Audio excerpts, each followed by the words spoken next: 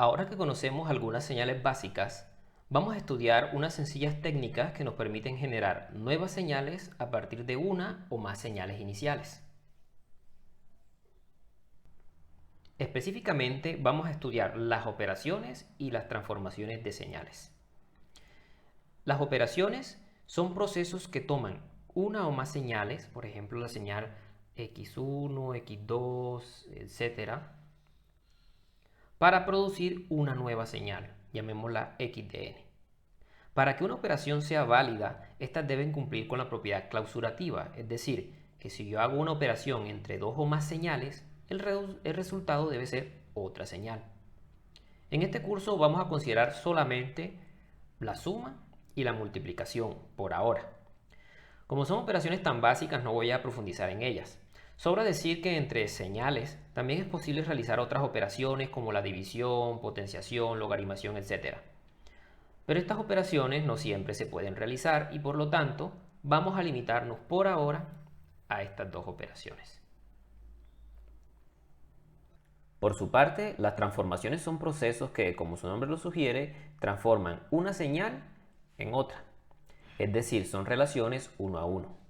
En este video les voy a presentar 4 transformaciones: escalamiento, desplazamiento, compresión e inversión. Para ilustrar cada transformación voy a recurrir a un ejemplo gráfico. Vamos a asumir que tenemos una señal que llamaremos x de n. Esta señal es infinita, pero por comodidad yo solo voy a graficar, yo solo voy a estar ilustrando un intervalo cualquiera de muestras que se encuentran entre los límites n0 y n1. Además, también vamos a asumir que el valor extremo, que en este valor extremo la altura de la señal es 1. Entonces, esta va a ser nuestra señal de referencia. Vamos a comenzar con la propiedad de escalamiento. El escalamiento consiste en la multiplicación de la señal por un escalar, lo que produce que la magnitud o altura de cada muestra se afecte por ese factor de escala. Es decir, la única diferencia que hay entre esta señal y esta otra es simplemente este factor de escala. En este ejemplo yo estoy ilustrando un escalamiento real, pero en general ese factor de escala puede ser un número complejo.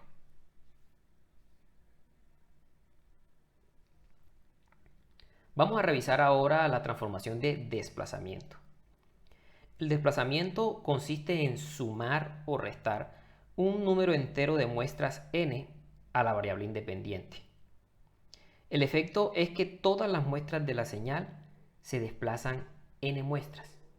Como pueden ver, este límite que antes estaba en n0 ahora está en n0 más n, y este que estaba en n1 ahora está en n1 más n. Cuando la transformación consiste en restar n, entonces el desplazamiento es hacia la derecha. De lo contrario, si en lugar de restar sumamos n en esta parte, entonces el desplazamiento, como pueden ver, es un desplazamiento hacia la izquierda. Como ese desplazamiento se mide en muestras, entonces el desplazamiento siempre debe ser un número entero. Revisemos ahora la compresión. La compresión consiste en multiplicar la variable en indexado por un factor entero m. A esta transformación también se le conoce como submuestreo y se puede representar de esta forma, usando la notación de operador. El efecto de la compresión es que la ubicación de cada muestra, cuya variable n es múltiplo del factor de indexado, se divide por el factor m. Así, asumiendo que n sub 0 es múltiplo de m, entonces n sub 0 se va a convertir en n sub 0 sobre m. Y asumiendo que n sub 1 es múltiplo entero de m, entonces n sub 1 se convierte en n sub 1 sobre m. Las muestras cuya variable n no es múltiplo del factor m desaparecen. Por eso, esta transformación induce una pérdida de información, de tal suerte que se mantiene solo una de cada m muestras de la señal original. Esta transformación tiene la restricción de que el factor de expansión debe ser un número entero positivo. Finalmente, tenemos la inversión. Como su nombre lo sugiere, la inversión consiste en invertir el signo de la variable indexado. El efecto es que se invierte el orden de la secuencia y se cambia el signo de los índices. Naturalmente es posible combinar las transformaciones. Así, a partir de una señal determinada, podemos generar una nueva secuencia que combine muchas transformaciones diferentes. Sin embargo, mi sugerencia para evitar confusiones es que es siempre aplicarlas en el siguiente orden.